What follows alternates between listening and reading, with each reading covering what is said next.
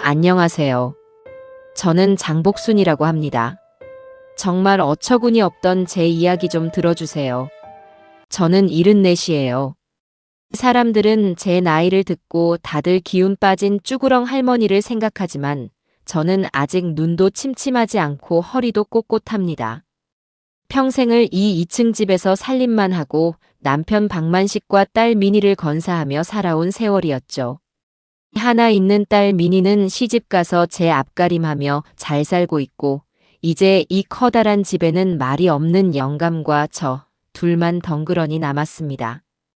박만식이라는 남자는 50년을 넘게 같이 살았지만 단 한 번도 다정다감한 적이 없는 사람이었습니다. 그저 밖에서 자기 할 일 하고 꼬박꼬박 생활비를 내밀고 집에서는 신문 아니면 텔레비전 소리만 울리게 하는 그런 전형적인 옛날 남자였죠. 저 역시 그런 남편에게 살가운 정을 기대하지 않았습니다. 그저 아내로서, 어머니로서 제 도리를 다하며 이 조용한 집을 묵묵히 지키며 살아왔어요. 그렇게 흐르는 물처럼 조용하던 제 노후에 이상한 파문이 일기 시작한 것은 석 달 전쯤입니다. 평생 집이 제일 편하다며 소파와 한몸이 되어 지내던 영감, 박만식이 아침 외출을 선언하면서부터였죠. 여보, 나장에 좀 다녀오겠네. 어느 날 아침 밥을 먹자마자 그가 툭 던진 말이었습니다. 늘 그렇듯 신문에서 눈도 떼지 않은 채였죠. 저는 너무 놀라 숭늉 그릇을 내려놓았습니다. 시장이요? 시장에 뭐 사러 가게요? 필요한 거 있으면 저한테 말을 하지.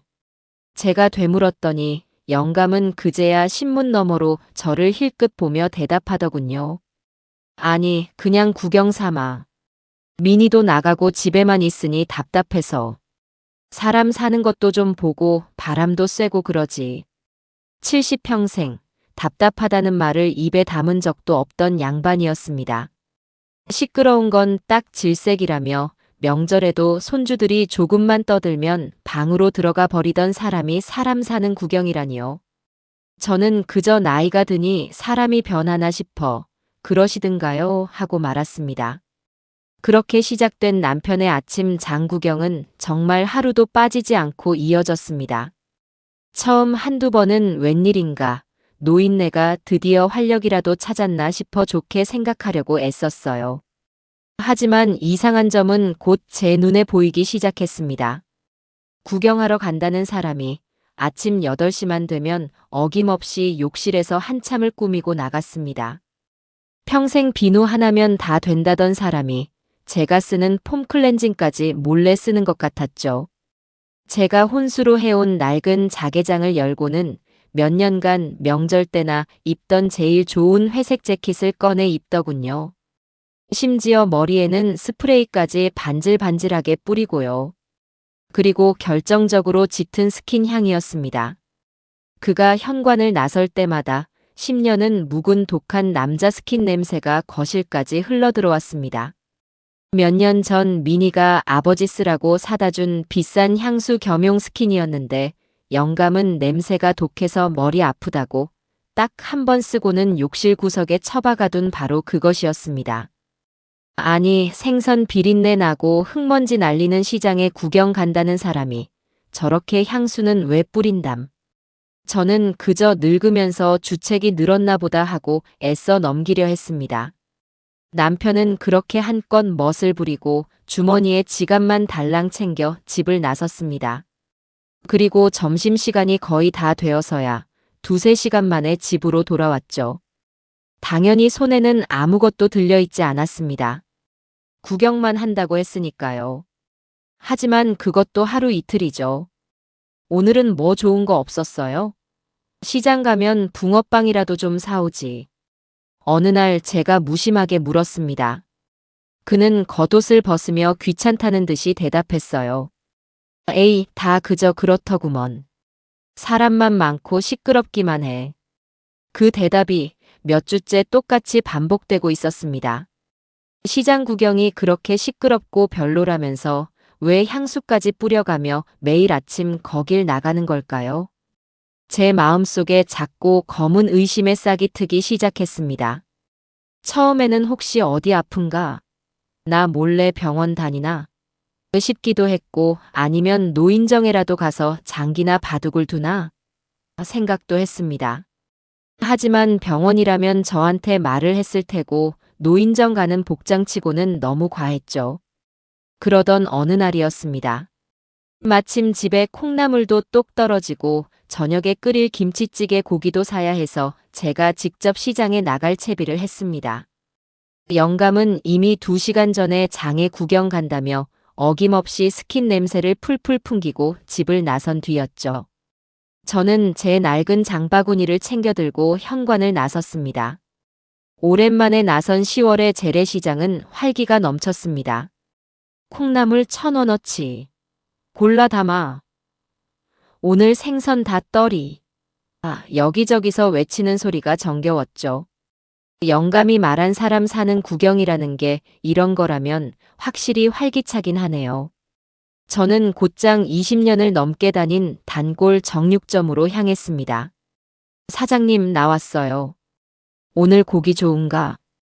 20년 넘게 한자리에서 장사한 정육점 김 사장은 저를 반갑게 맞아주었습니다. 아이고 사모님, 오래간만이시네.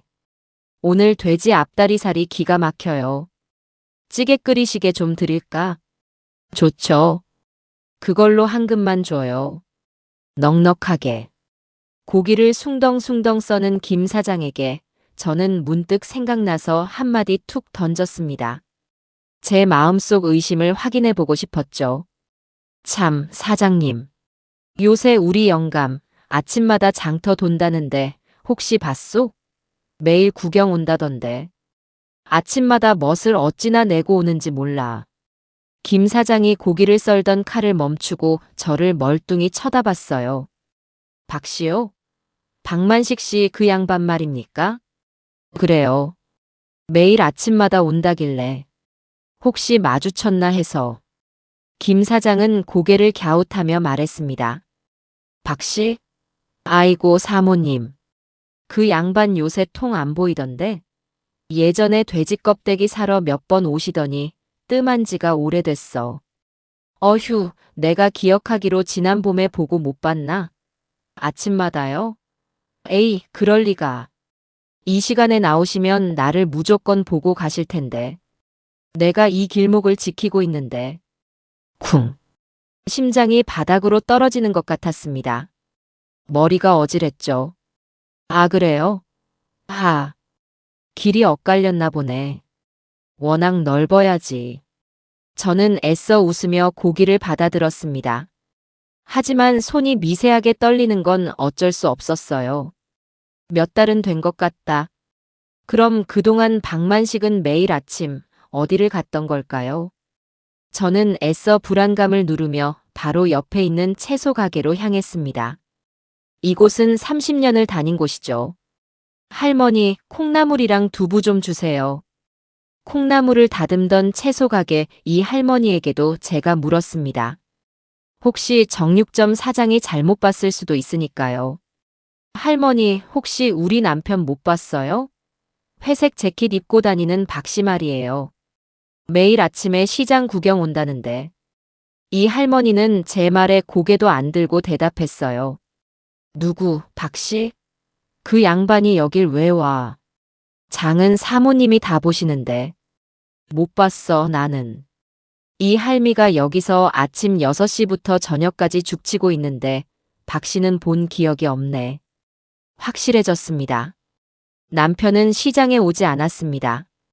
저는 콩나물과 두부가 담긴 장바구니를 들고 집으로 돌아오는 내내 그럼 도대체 어디를 가는 걸까 하는 생각에 아무것도 할 수가 없었어요. 손에 들린 장바구니가 천근만근 무겁게 느껴졌습니다. 그날 저녁 저는 아무 일도 없다는 듯이 저녁을 차렸습니다. 정육점에서 사온 앞다리살로 얼큰하게 김치찌개를 끓였죠. 박만식은 여느 때처럼 텔레비전에서 하는 시끄러운 연속극을 보며 밥을 먹기 시작했습니다. 밥을 한술 뜨던 그가 말했어요. 오, 오늘 찌개 맛있네. 고기 좋은 거 썼구먼.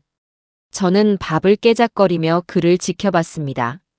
아침에 풍기던 향수 냄새는 다 날아갔지만 아침에 입고 나간 말쑥한 재킷은 여전히 그대로였죠. 저는 숟가락을 내려놓고 밥상 너머의 남편을 바라봤습니다. 제 심장이 쿵쿵 뛰었습니다. 이제 마지막 확인만 남았습니다.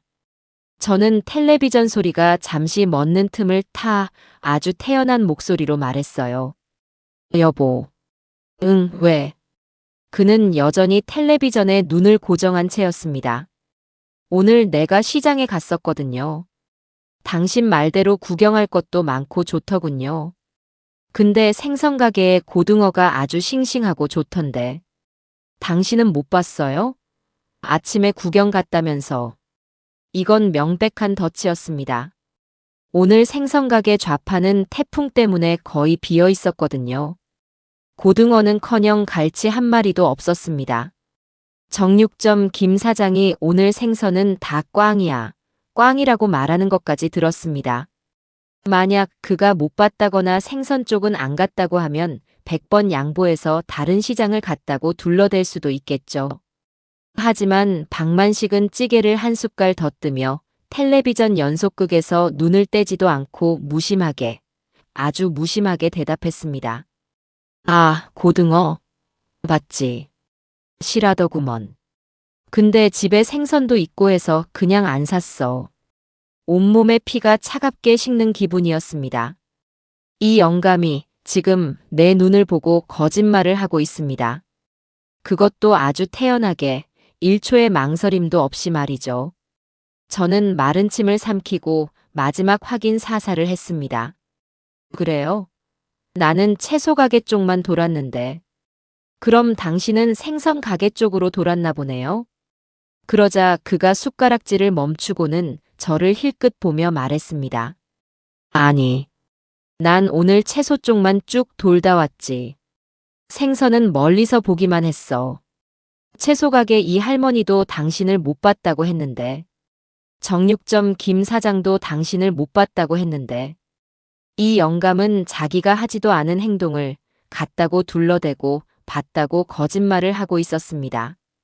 몇 달 동안 매일 아침 나를 속이고 다른 곳을 갔다는 그 끔찍한 진실이 식어버린 밥상머리에서 안개처럼 피어올랐습니다.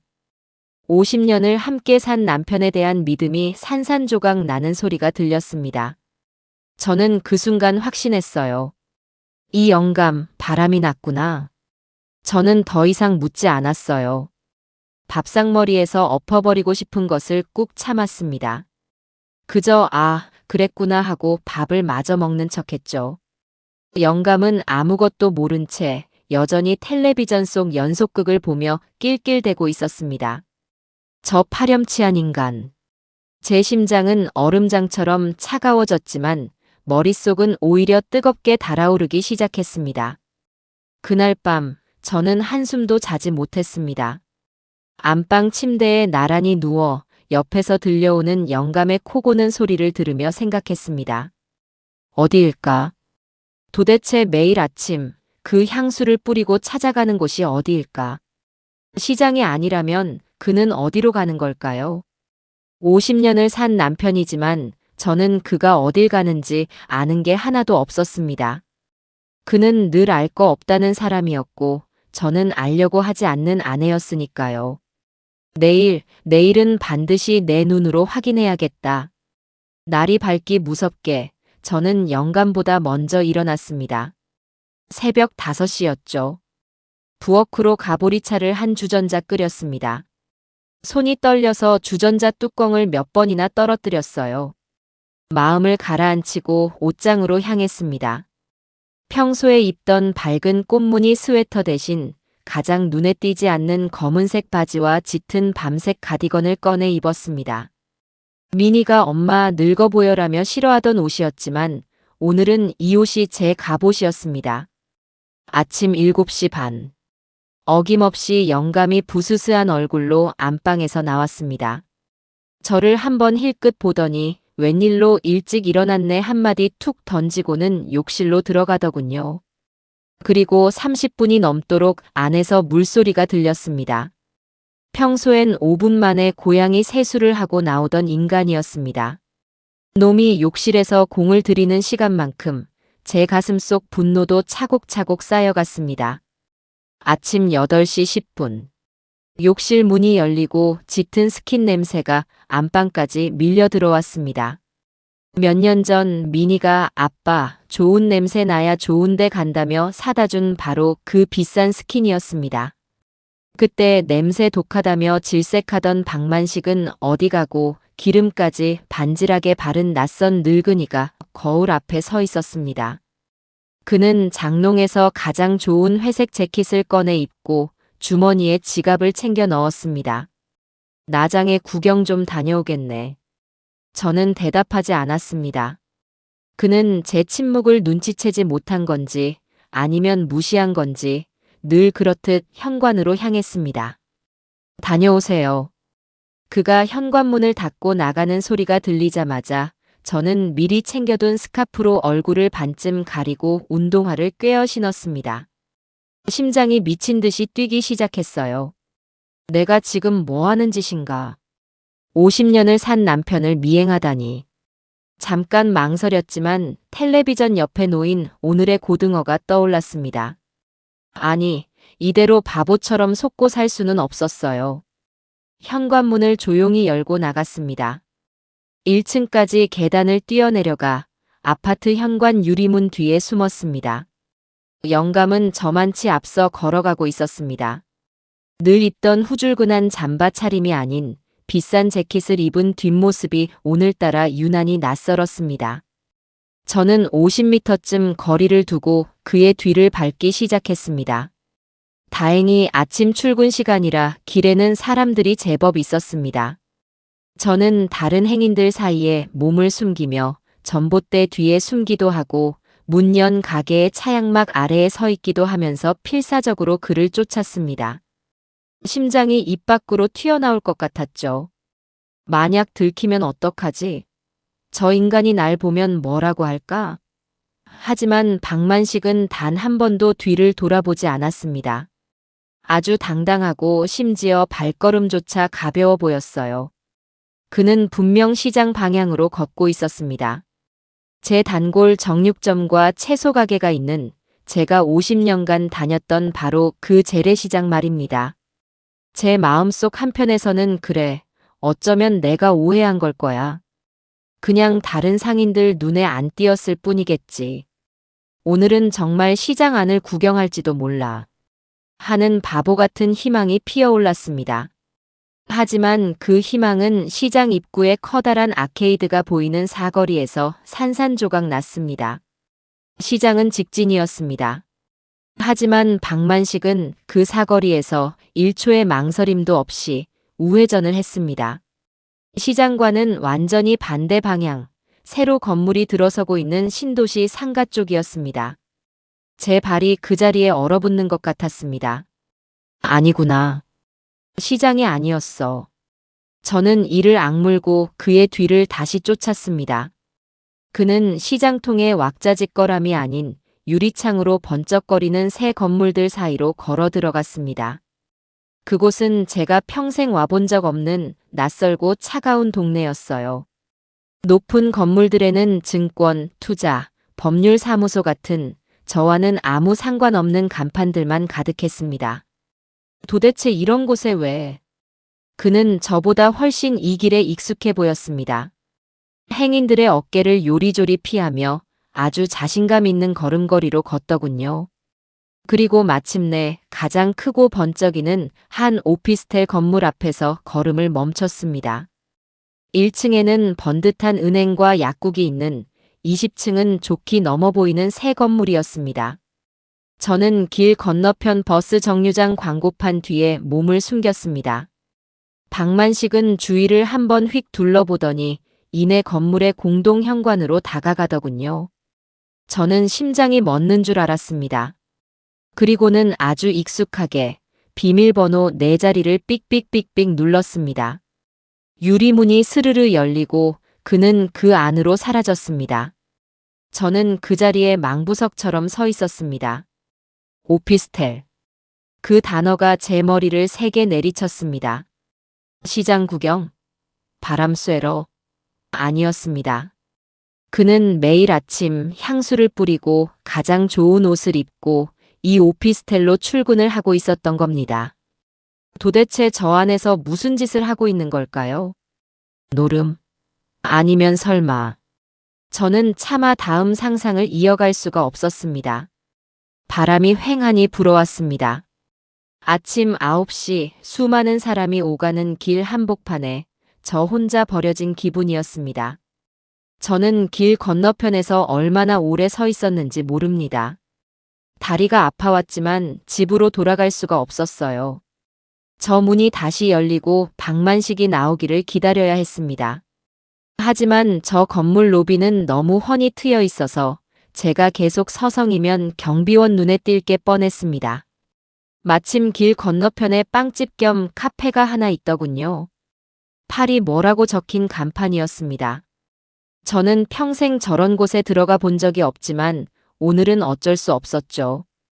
유리문을 밀고 들어갔습니다. 젊은 아가씨들이 풍기는 달콤한 빵 냄새와 커피 향이 제 속을 더 울렁거리게 만들었습니다. 저 따뜻한 거 아무거나 한 잔 주세요.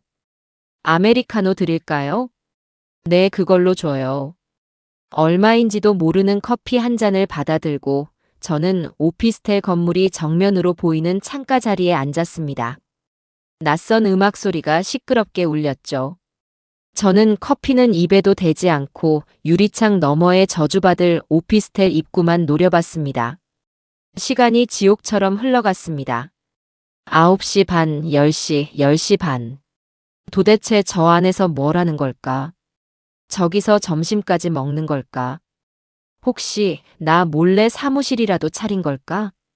별의별 생각이 다 들었습니다. 하지만 투자나 사무실 같은 단어는 아침마다 뿌리던 그 독한 스킨 향과 도무지 어울리지가 않았어요. 10시 50분. 드디어 오피스텔의 유리문이 다시 열렸습니다. 제 심장이 멎는 줄 알았어요. 박만식이었습니다. 그런데 혼자가 아니었습니다. 어떤 여자와 함께였습니다. 50대쯤으로 보이는 아주 화려하고 세련되게 차려입은 여자였습니다.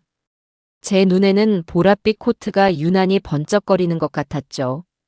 그 여자는 박만식의 팔에 자연스럽게 팔짱을 끼고 있었고 두 사람은 뭐가 그리 즐거운지 환하게 웃고 있었습니다. 저는 제 눈을 의심했습니다. 박만식. 50년을 산 내 남편. 그가 저렇게 환하게 웃는 사람이었던가요? 미니가 재롱을 부릴 때도 사위를 처음 봤을 때도 그저 허허 웃기만 하던 양반이었습니다. 그런데 저 여자 옆에서는 20살 청년처럼 입이 찢어져라 웃고 있었습니다. 두 사람은 천천히 인도를 걸어 건물 지하 주차장에서 올라오는 차도 쪽으로 향했습니다. 저는 숨을 죽이고 그들을 지켜봤죠. 그리고 저는 제 인생에서 가장 충격적인 장면을 목격하고야 말았습니다. 길가에 선 박만식이 팔짱을 낀 그 여자에게 뭐라고 속삭이더니 잠깐 기다려요 하는 듯한 손짓을 했습니다. 그리고는 혼자 주차장 쪽으로 뛰어가더군요. 잠시 후 저희 집 차 미니가 사준 은색 세단이 스르르 미끄러져 나왔습니다. 차는 그 여자가 서 있는 곳 바로 앞에 멈췄습니다. 그리고 박만식이 차에서 내렸습니다. 그는 운전석에서 내려 차를 빙 돌아 조수석 문으로 향했습니다. 그리고는 문을 열어주었습니다. 그 보랏빛 코트를 입은 여자는 마치 여왕이라도 되는 것처럼 고개만 까딱하고는 그 자리에 우아하게 올라탔습니다. 박만식은 그녀가 완전히 앉는 것을 확인하고 나서야 문을 닫아주었습니다. 저는 그 자리에 얼어붙었습니다. 50년이었습니다. 제가 50년을 저 인간의 아내로 살았습니다. 비가 억수같이 쏟아지던 날 장바구니를 양손에 들고 끙끙대던 저를 보고도 차 안에서 빨리 안 타고 뭐해? 라고 소리치던 인간이었습니다. 임신한 미니를 뱃속에 품고 낑낑대며 차에 오를 때도 문 한 번 열어준 적이 없는 무심한 인간이었습니다. 그런데 전현에게는 저 보랏빛 코트를 입은 연에게는 90도로 허리를 굽히며 차 문을 열어주고 있었습니다. 분노가 머리끝까지 치밀어 올랐습니다. 저는 당장이라도 뛰쳐나가 그년의 머리채를 잡고 싶었어요. 하지만 제 다리는 바닥에 붙어 떨어지지 않았습니다. 두려움이었을까요? 아니요, 그건 경멸이었습니다.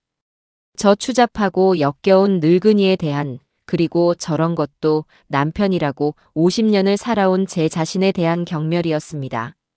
차는 매끄럽게 제 시야에서 사라졌습니다. 빵집 안에는 여전히 시끄러운 음악과 달콤한 빵 냄새가 진동했습니다. 저는 손에 든 커피잔을 내려다봤습니다. 이미 싸늘하게 식어버린 커피 위로 제 눈물이 뚝뚝 떨어졌습니다. 얼마나 울었는지 모릅니다. 한참을 울고 나니 분노가 다시 치밀어 올랐습니다. 전현이 누군지 알아야겠다. 저는 빵집을 나와 무단횡단을 해서 오피스텔 건물로 뛰어들어갔습니다. 마침 다른 입주민이 들어가길래 문이 닫히기 전에 잽싸게 몸을 밀어 넣었습니다. 로비는 조용하고 차가웠습니다. 저는 곧장 우편함이 모여있는 곳으로 향했습니다. 심장이 다시 뛰기 시작했죠. 아까 박만식이 저 여자와 함께 나온 것을 보면 분명 엘리베이터를 탔을 겁니다. 하지만 몇 호인지 알 수가 없었어요. 우편함을 하나하나 훑어보기 시작했습니다. 김철수, 박영희, 이민호.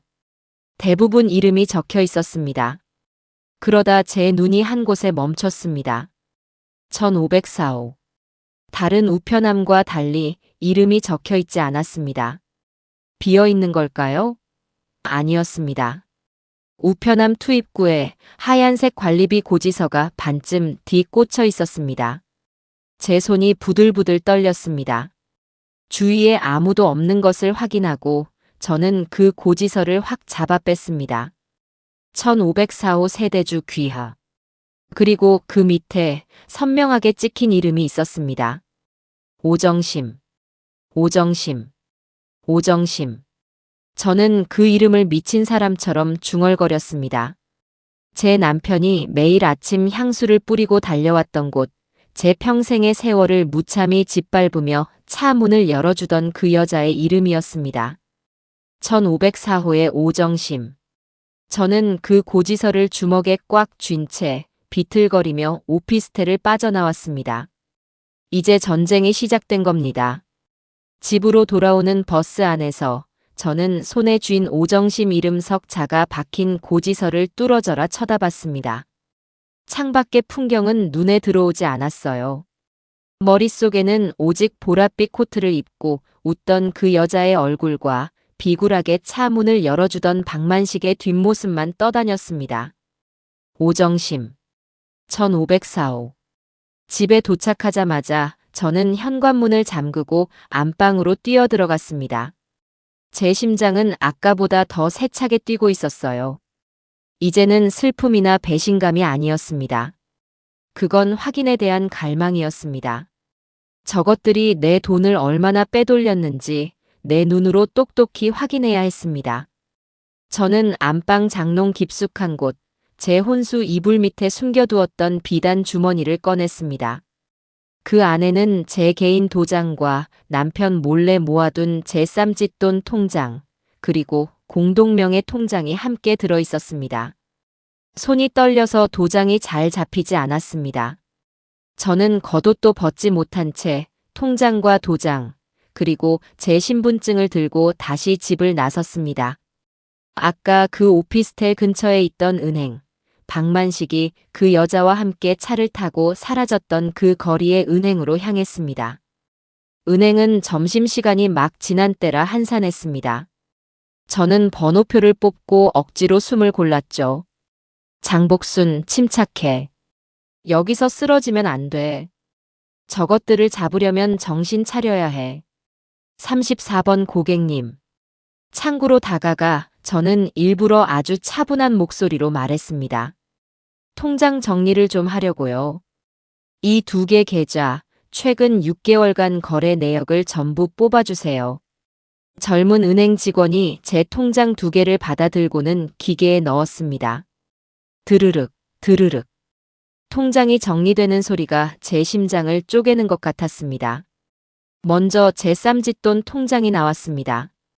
이 통장은 제 친정 어머니가 돌아가시면서 딸 고생한다며 쥐어주신 돈과 미니 시집 보내고 남은 돈을 제가 평생 아껴가며 모은 박만식은 존재조차 모르는 제 마지막 비상금이었습니다. 5천만 원이 넘는 돈이었죠. 그런데 통장을 받아든 제 눈에 믿을 수 없는 숫자가 찍혀 있었습니다. 잔액 3만 4천 원. 이게 어떻게 된 거예요? 저도 모르게 소리가 터져 나왔습니다. 은행 직원이 깜짝 놀라 저를 쳐다봤죠. 네, 고객님. 여기 있던 돈. 5천만 원이 넘는 내 돈이 다 어디 갔어요? 잠깐만요, 고객님. 진정하시고 내역을 확인해 보겠습니다. 직원이 컴퓨터로 무언가를 한참 두드리더니 조심스럽게 입을 열었습니다. 고객님, 여기 3달 전부터 매주 금요일마다 500만 원씩 총 10번에 걸쳐 5천만 원이 오정심이라는 분에게 계좌 이체되었는데요. 그리고 마지막에 300만 원이 추가로. 오정심이요? 제 입에서 그 이름이 다시 흘러나왔습니다. 네. 인터넷 뱅킹으로 이체되었네요. 고객님께서 직접 하신 게. 나는 그런 거 할 줄 몰라요. 난 인터넷 그거 몰라. 그럼 혹시 자제분이나 남편분께서. 박만식. 그 인간이었습니다. 제 도장과 신분증을 몰래 훔쳐 은행에 가서 인터넷 뱅킹을 신청하고 제 피 같은 쌈짓돈을 그녀에게 몽땅 갖다 바친 거였습니다. 매주 금요일마다 500만 원씩 10번을 넘게요. 저는 그 자리에 쓰러질 것 같았습니다. 하지만 아직 끝나지 않았습니다. 그럼 이 공동명의 통장은요? 네, 잠시만요. 은행 직원이 이번에는 공동명의 통장 내역을 뽑아주었습니다. 드르륵, 드르륵. 종이가 계속해서 쏟아져 나왔습니다. 1장, 2장 무려 5장이 넘는 거래 내역이었습니다. 저는 떨리는 손으로 그 종이들을 받아들었습니다. 오정심 300만 원, 오정심 500만 원, 백화점 720만 원, 가구점 450만 원. 그녀에게 직접 돈을 보낸 것은 물론이고 백화점에서 수백만 원짜리 선물을 긁고 수입 가구점에서 돈을 썼습니다. 이게 다가 아니었습니다. 가장 마지막 장, 가장 최근의 내역에 찍힌 글자가 제 눈을 사로잡았습니다. 대출 실행 1억 5천만 원. 이건 뭐예요? 아, 이건 고객님 댁 아파트를 담보로 주택담보대출 1억 5천만 원이 실행된 내역입니다. 지난주 월요일에요. 지난주 월요일. 박만식이 오늘따라 장터에 사람이 너무 많아 일찍 왔다며 땀을 뻘뻘 흘리던 날이었습니다. 그 인간 시장이 아니라 은행에 가서 우리 집을 담보로 대출을 받고 왔던 겁니다. 그 돈은 어디로 갔죠? 내 대출금은 바로 다음 날 전액 오정심님 계좌로 이체되었네요. 저는 더 이상 아무 말도 할 수 없었습니다. 제 쌈짓돈 5,300, 그리고 집을 담보로 받은 대출 1억 5천. 도합 2억이 넘는 돈이 3달 만에 그 오정심이라는 년의 통장으로 빨려 들어갔습니다. 박만식, 그 인간이 제 평생을, 제 집을, 제 모든 것을 그녀에게 갖다 바친 거였습니다. 어떻게 집으로 돌아왔는지 기억이 나지 않습니다. 텅 빈 집, 텅 빈 통장. 저는 거실 바닥에 주저앉아 넋을 잃고 있었습니다. 가구점 450만 원. 은행 내역에 찍혀 있던 그 글자가 문득 머리를 스쳤습니다. 가구. 무슨 가구? 저는 홀린 사람처럼 비틀거리며 일어났습니다. 그리고 집안을 천천히 둘러보기 시작했습니다. 늘 그 자리에 있던 것들. 하지만 무언가 비어 있었습니다. 거실 한쪽, 텔레비전 옆자리가 허전했습니다. 아, 안마의자. 미니가 엄마 아빠 허리 아프시다며 큰맘 먹고 사준 500만 원도 넘는 그 비싼 안마의자가 감쪽같이 사라졌습니다. 저는 그동안 왜 그걸 몰랐을까요? 방만식이 저거 자리만 차지하고 시끄럽다.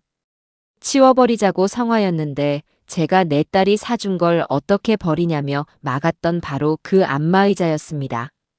저는 떨리는 다리로 안방으로 향했습니다. 그리고 제 눈을 의심했습니다.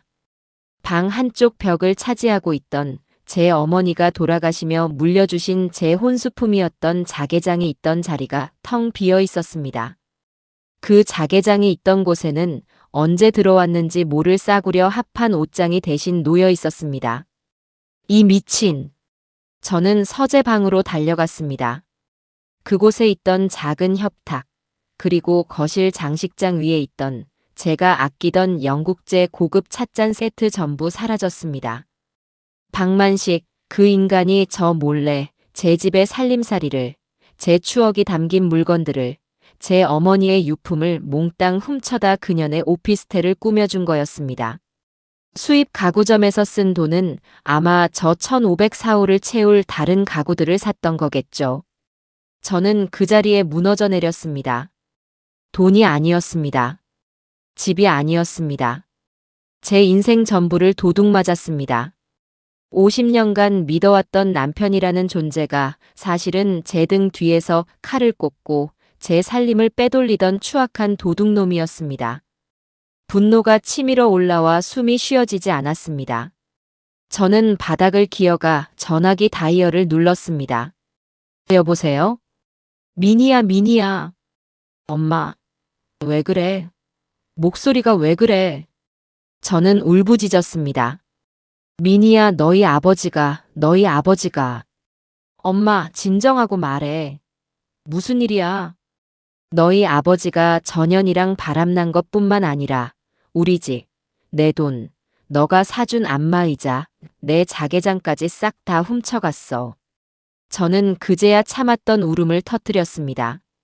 74년 평생 그렇게 서럽게 울어본 적이 없었습니다. 전화기 너머로 딸아이의 비명 같은 절규가 들려왔습니다. 전화기 너머로 딸아이의 비명 같은 절규가 들려왔습니다. 엄마, 괜찮아? 거기 가만히 있어. 내가 지금 갈게. 당장 갈게. 저는 멍하니 수화기를 내려놓았습니다. 거실 바닥에 주저앉아 은행에서 뽑아온 그 끔찍한 거래 내역서들을 멍하니 바라봤습니다. 2억 334만 원. 제 쌈짓돈 5천만 원과 이 집을 담보로 한 대출 1억 5천만 원, 그리고 공동통장에서 야금야금 빼간 돈까지. 제 평생이, 제 집이, 제 노후가 종이 몇 장 위에 숫자로 찍혀 처참하게 나뒹굴고 있었습니다. 그리고 그 돈은 전부 오정심이라는 년의 통장으로 흘러들어갔죠. 얼마나 지났을까요? 현관 도어락 비밀번호를 누르는 소리가 미친 듯이 울리고 쿵 하는 소리와 함께 문이 열렸습니다. 엄마, 어디 있어? 민이었습니다. 제 딸이 숨이 턱에 차서 헐레벌떡 거실로 뛰어들어왔습니다. 엄마. 민이는 바닥에 주저앉아 넋을 잃은 저를 보고는 그대로 무너져 내렸습니다. 엄마, 왜 이러고 있어? 딸아이는 울고 있었습니다. 하지만 저는 이상하게 눈물이 나지 않았습니다. 이미 눈물은 아까 빵집에서 다 흘려버린 것 같았어요. 제 가슴 속에는 눈물 대신 차갑고 단단한 돌덩이 같은 분노만이 남아 있었습니다. 민이야, 울지 마라. 제 목소리가 쇳소리처럼 갈라져 나왔습니다. 이거 봐. 저는 손을 뻗어 바닥에 흩뿌려진 은행거래 내역서 중 하나를 집어들었습니다. 딸아이는 울음을 멈추고 떨리는 눈으로 제가 내민 종이를 받아들었습니다. 이체 오정심. 대출 실행 1억 5천. 이게 다 뭐야, 엄마. 내 아버지가 한 짓이다. 저는 천천히, 아주 천천히 오늘 있었던 모든 일을 딸에게 이야기했습니다. 어제 저녁의 고등어 거짓말부터 오늘 아침의 미행, 낯선 오피스텔, 향수 냄새, 그리고 조수석 문을 열어주던 그 비굴한 뒷모습까지. 민희는 제 이야기가 진행될수록 눈물을 그치고 주먹을 꽉 쥐었습니다. 그 아이는 저를 닮아 슬픔이 극에 달하면 분노로 바뀌는 아이였습니다. 그리고 이것도.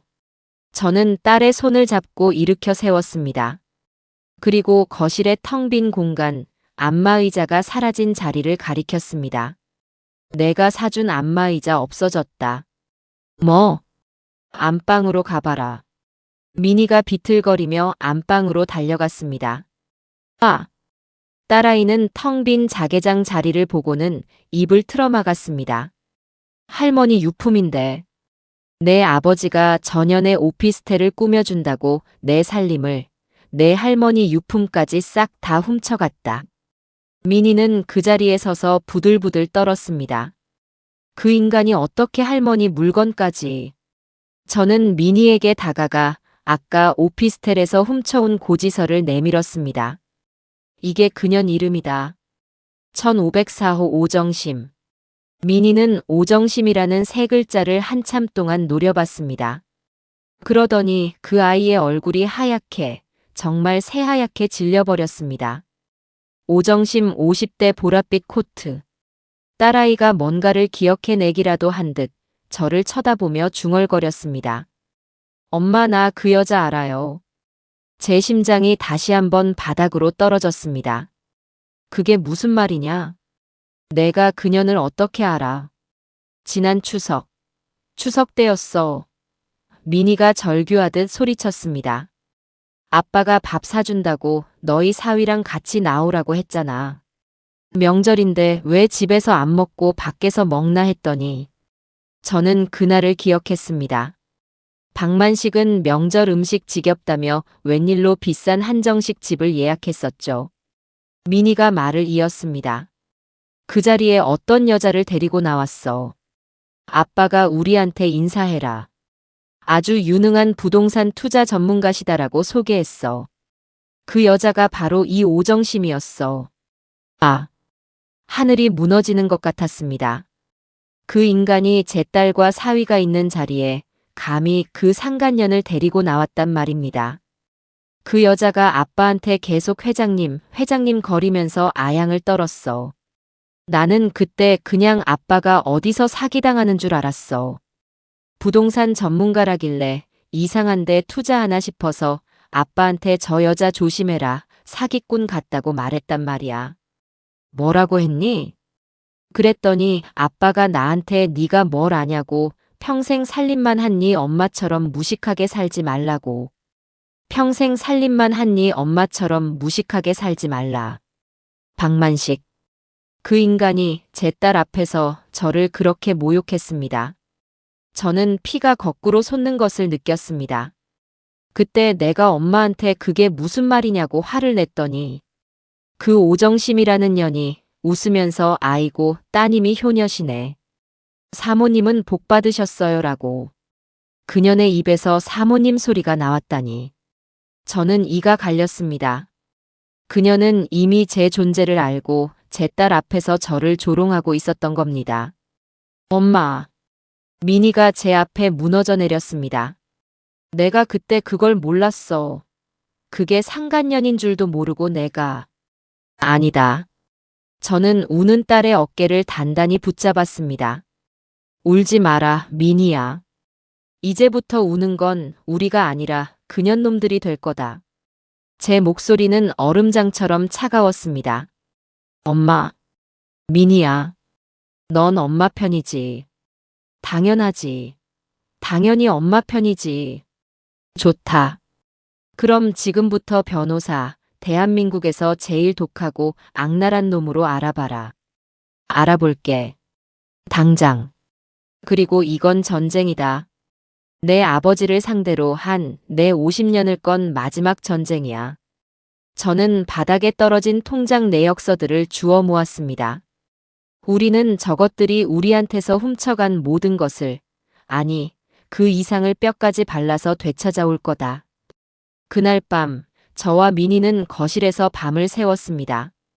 50년간 제 땀과 눈물이 밴, 하지만 이제는 남편의 배신으로 얼룩진 이 집에서 저희 모녀의 치밀한 복수극이 막 시작되고 있었습니다.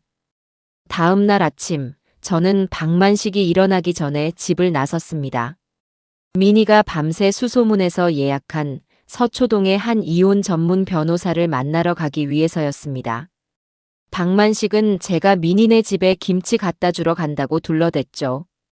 그는 그래 하면서 어김없이 욕실로 들어가 향수를 뿌릴 준비를 하고 있었습니다. 그 역겨운 뒷모습을 보며 저는 현관문을 닫았습니다. 변호사 사무실은 제가 평생 와본 곳 중에 가장 차갑고 가장 비싸 보이는 곳이었습니다.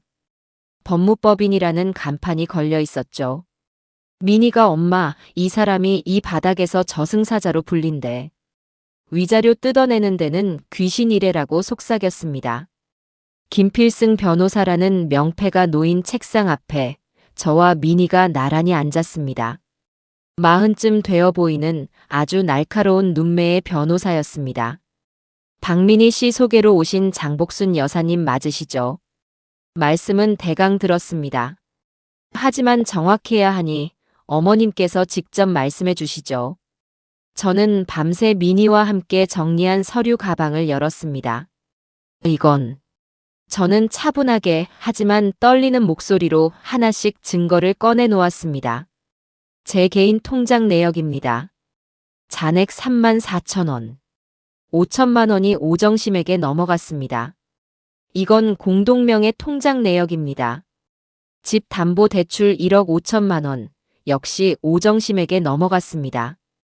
그리고 이건 그 오피스텔 고지서입니다. 1504호 오정심. 김 변호사는 아무 말 없이 서류들을 꼼꼼히 훑어봤습니다. 그의 미간이 미세하게 좁혀졌죠. 미니가 옆에서 거들었습니다. 변호사님, 이것뿐만이 아니에요. 저희 아버지가 저희 어머니 혼수품인 자개장이랑 제가 사들인 안마의자까지 집안 살림을 몰래 빼돌려서 그 상간녀 오피스텔에 갖다 놨어요. 살림살이까지요? 김 변호사가 처음으로 고개를 들어 저를 쳐다봤습니다. 네. 제 어머니 유품입니다. 김 변호사는 펜을 들고 무언가를 빠르게 적기 시작했습니다. 박만식 씨가 어머님 도장을 도용해 개인 통장 돈을 이체한 것. 이건 명백한 사문서 위조 및 절도입니다. 형사 고소감이죠. 공동명의 통장에서 대출을 받아 상간녀에게 증여한 것. 이건 배임에 해당할 수 있습니다. 민사상으로 부당이득 반환 청구는 물론이고요. 변호사의 입에서 쏟아지는 낯선 법률 용어들이 제 복수심을 더욱 단단하게 만들었습니다. 그럼 당장 그 인간하고 그년을. 잠깐만요, 어머님. 김 변호사가 제 말을 잘랐습니다. 상황은 최악이지만 법은 생각보다 간단하지 않습니다. 박만식 씨가 증여라고 우기면 골치 아파집니다. 아내가 허락한 돈이다라고 거짓말을 할 수도 있고요. 오정심은 이미 그 돈을 다 빼돌려 숨겼을 가능성이 큽니다. 그럼 어떡하죠? 김 변호사가 날카로운 눈으로 저를 바라봤습니다. 이혼 소송에서 완벽하게 이기고 저 여자에게 넘어간 재산을 전부 되찾아오려면 박만식 씨가 사기의 의도를 가지고 어머님을 속였다는 것을 증명해야 합니다. 그리고 그 사기의 목적이 불륜 관계 유지를 위함이었다는 것을 연결해야 하고요. 그게 무슨 말씀이세요? 쉽게 말해 저 1504호 오피스텔이 단순한 투자처가 아니라 두 사람의 불륜 둥지라는 것을 빼도 박도 못하게 증명해야 합니다. 두 사람이 그 안에서 부적절한 관계를 맺고 있다는 결정적 증거가 필요합니다. 그리고 어머님 물건, 그 자개장과 안마의자가 확실하게 그 불륜의 장소에 있다는 물증도 필요하고요. 사진 말씀이십니까? 사진 혹은 영상이면 더 좋죠. 그 증거만 있다면 박만식 씨는 유책 배우자가 되어 재산 분할에서 빈손으로 쫓겨나게 할 수 있습니다. 오정심에게는 상간녀 위자료는 물론 공동 불법 행위로 인한 재산 환수까지 청구할 수 있습니다. 저와 민희는 서로를 쳐다봤습니다. 1504호. 그 철옹성 같은 곳에 어떻게 들어간단 말입니까? 변호사님, 거긴 비밀번호를 누르고 들어가는 곳입니다. 저희가 어떻게? 김 변호사가 의미심장한 미소를 지었습니다. 어머님, 미니 씨. 두 분이 직접 들어가시면 그건 주거 침입이 됩니다. 그럼 오히려 역고소를 당해요. 그럼. 하지만 합법적인 방법으로 증거를 수집하는 전문가는 따로 있죠. 그는 명함 한 장을 꺼내 미니에게 건넸습니다. S라인 기획이라는 겉보기엔 평범한 이름이었습니다. 제 대학 후배가 하는 심부름 센터입니다. 흔히 말하는 탐정이죠.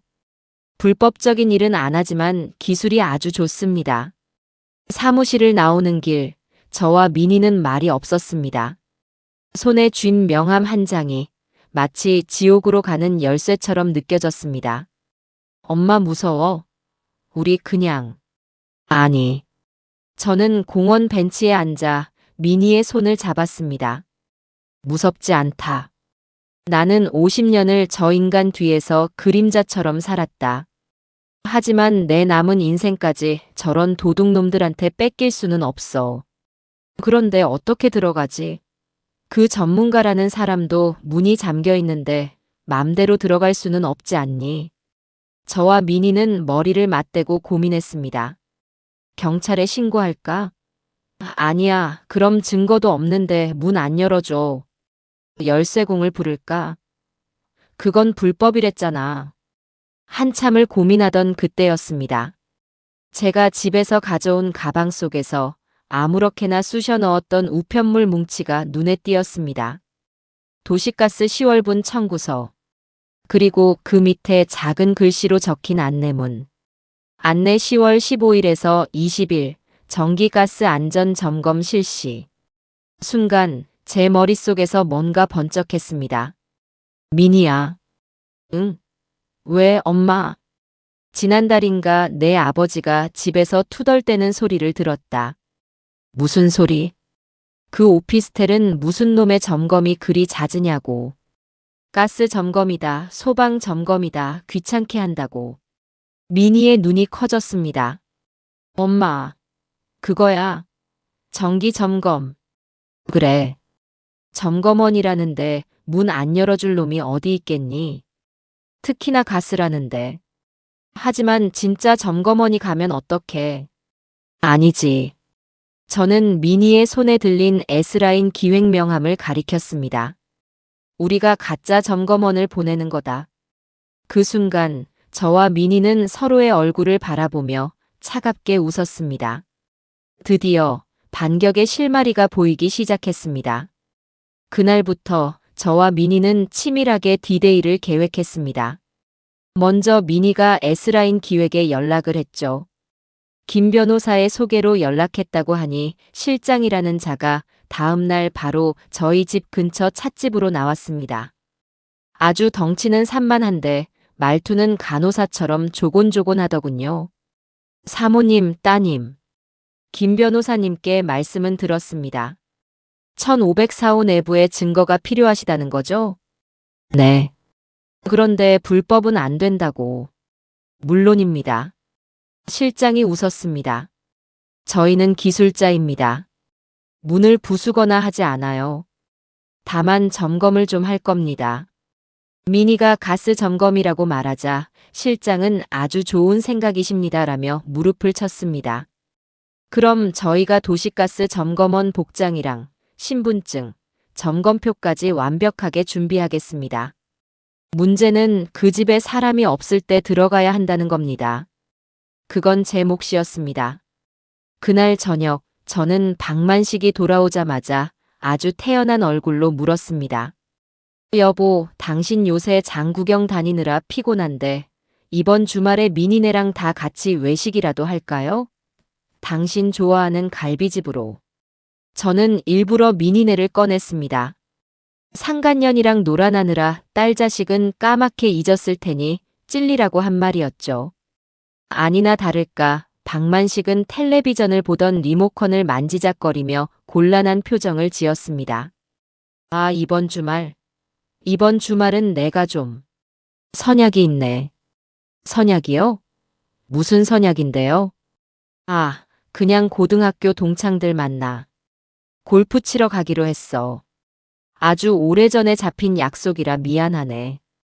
골프. 그놈의 골프. 오정심이랑 치러 가는 게 뻔했습니다. 어쩔 수 없네요. 그럼 잘 다녀오세요. 아침 일찍 나가시겠네. 그렇지. 새벽같이 나가야 해. 토요일 하루 종일 걸릴 거야. 됐습니다. 토요일 하루 종일. 시간은 충분하고도 넘쳤습니다. 저는 미니에게 토요일이라고 문자를 보냈습니다. 결전의 날, 토요일 아침이 밝았습니다. 박만식은 새벽 6시부터 일어나 골프복이랍시고 또 비싼 옷을 챙겨 입었습니다. 어제와는 다른 상쾌한 향수 냄새를 풍기며 현관을 나섰죠. 다녀오겠네. 네. 공 잘 치고 오세요. 저는 아주 인자한 아내처럼 배웅했습니다. 그가 사라지자마자 저는 미니에게 전화를 걸었습니다. 갔다. 오전 10시. 저와 미니는 미니의 차를 타고 1504호 오피스텔에서 한 블록 떨어진 골목에 주차했습니다. S라인 기획의 실장과는 10분 뒤에 로비에서 만나기로 했죠. 엄마 떨려? 아니, 하나도 안 떨린다. 거짓말이었습니다. 심장이 터질 것 같았죠. 하지만 저는 제 자신을 다잡았습니다. 저 안에 내 돈, 내 인생, 내 어머니의 유품이 있다. 저와 미니는 모자를 깊게 눌러쓰고 오피스텔 건물로 향했습니다. 로비에는 푸른색 도시가스 점퍼를 입은 실장과 연장 가방을 든 젊은 남자 두 사람이 기다리고 있었습니다. 가시죠. 실장은 아주 태연하게 엘리베이터를 잡았습니다. 15층. 띵 소리와 함께 문이 열리고 저희는 1504호 문 앞에 섰습니다. 잠시만 기다리시죠. 실장이 초인종을 눌렀습니다. 딩동. 아무 소리도 없었습니다. 한 번 더. 딩동. 역시 조용했습니다. 두 분 다 골프 치러 가신 게 확실합니다. 실장이 씩 웃더니 연장 가방을 든 젊은 남자에게 눈짓했습니다. 남자는 가방에서 작은 쇠붙이 몇 개를 꺼내더니 1504호의 최신식 도어락 앞에 쪼그려 앉았습니다. 저는 그저 침만 삼켰죠. 딸칵, 틱틱. 몇 번의 소리가 나더니 띠리리링 하는 경쾌한 소리와 함께 문이 열렸습니다. 30분입니다. 저희는 카메라 설치하고 두 분은 필요한 증거만 빨리 찾으십시오. 실장의 말과 함께 저와 미니는 1504호 안으로 들어갔습니다. 그리고 저는 숨이 멎는 줄 알았습니다. 문 바로 앞에는 며칠 전 제 집 거실에서 사라졌던 미니가 사준 안마의자가 버젓이 놓여 있었습니다. 미니가 입을 틀어막았습니다. 안으로 들어갈수록 그 광경은 더 처참했습니다. 거실 한쪽 벽면에는 텔레비전이 걸려 있었고 그 밑에는 제가 시집 올 때 해온 고급 찻잔 세트가 장식장 안에 진열되어 있었습니다. 저 미친. 미니가 욕을 내뱉었습니다. 그리고 침실 문을 열었습니다. 저는 그 자리에 주저앉을 뻔했습니다. 방 한가운데 가장 좋은 자리에 제 어머니의 유품, 제가 50년간 매일 닦고 쓸었던 그 자개장이 놓여 있었습니다. 윤기가 반질반질하게 흐르는 채로 말입니다. 그뿐만이 아니었습니다. 그 자개장 위에는 박만식과 오정심, 두 년놈이 활짝 웃으며 찍은 커플 사진이 액자에 담겨 올려져 있었습니다. 제 어머니의 유품 위에 감히 저 더러운 것들의 사진을 올려놓다니. 찍어. 미니야, 다 찍어. 이 천하의 개만도 못한 것들. 저는 울부짖었습니다. 미니는 울면서도 미친 듯이 핸드폰 카메라 셔터를 눌렀습니다. 안마의자 찍었어. 찻잔도. 자개장이랑 저 사진도. 그때 실장이 침실로 들어왔습니다. 사모님, 침대 위 천장에 하나, 거실 텔레비전 위에 하나. 초소형 카메라 2대 설치 완료했습니다. 24시간 녹화되고 실시간으로 따님 핸드폰에서 확인 가능합니다. 이제 나가셔야 합니다. 저는 이가 갈렸습니다. 그냥 나갈 수는 없었어요. 미니야, 잠깐만. 저는 비틀거리며 화장실로 향했습니다.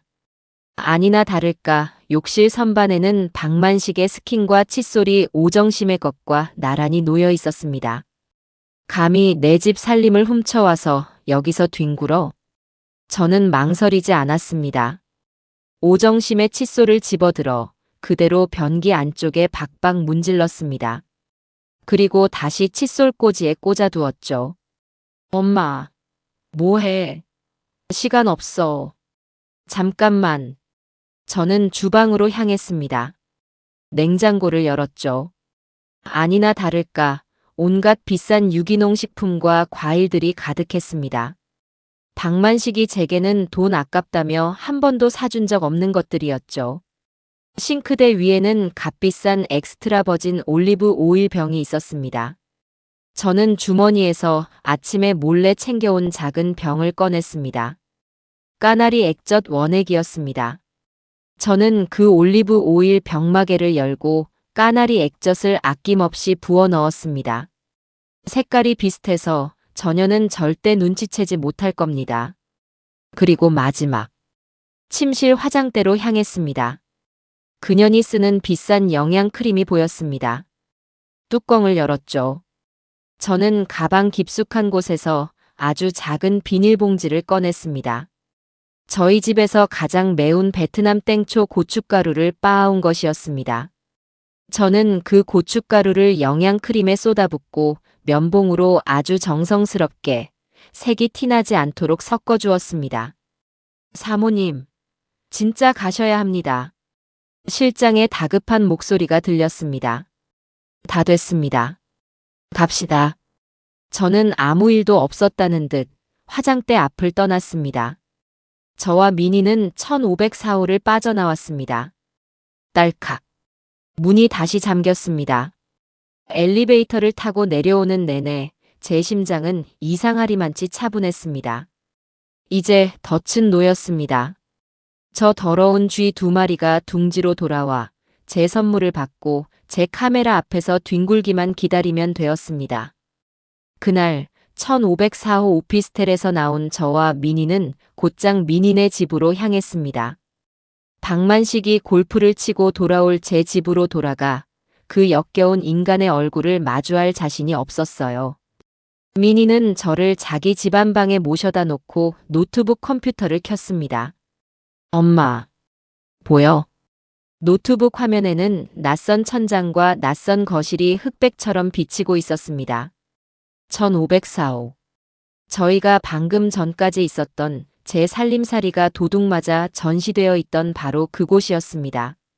실장이라는 사람이 말한 대로 카메라 2대가 완벽하게 작동하고 있었죠. 엄마, 보인다. 저와 미니는 숨을 죽인 채 텅 빈 화면만 바라봤습니다. 아무도 없는 둥지. 하지만 곧 저곳으로 2마리의 더러운 짐승이 돌아올 것을 알고 있었습니다. 시간이 지옥처럼 흘러갔습니다. 토요일 오후. 미니가 엄마 저녁이라도 시켜 먹자며 억지로 죽을 시켰지만 숟가락이 입으로 가질 않았습니다. 텔레비전 소리도 바깥의 차 소리도 아무것도 귀에 들어오지 않았어요. 오직 노트북에서 작게 들리는 텅 빈 방의 지지직하는 잡음만이 제 모든 신경을 사로잡았습니다. 언제 올까? 혹시 카메라를 발견하면 어떡하지? 내가 변기에 묻혀놓은 칫솔은? 고춧가루를 섞은 크림은? 제 심장은 불안감으로 터질 것 같았지만 동시에 한편으로는 잔인한 기대감으로 부풀어 올랐습니다. 제가 50년간 감춰왔던 저 자신도 몰랐던 아기가 스멀스멀 피어오르는 기분이었습니다. 저녁 8시가 넘었을 때였습니다. 삑삑삑삑 띠리리링. 노트북 스피커에서 그토록 기다리던 현관 도어락 소리가 들렸습니다. 저와 미니는 동시에 화면 앞으로 달려들었습니다. 왔다. 현관 쪽에서 남녀의 목소리가 들렸습니다. 아이고, 피곤해 죽겠네. 박만식의 목소리였습니다. 그러게. 누가 그렇게 공에 목숨 걸랬나, 박 회장님. 오정심, 그년의 목소리였습니다.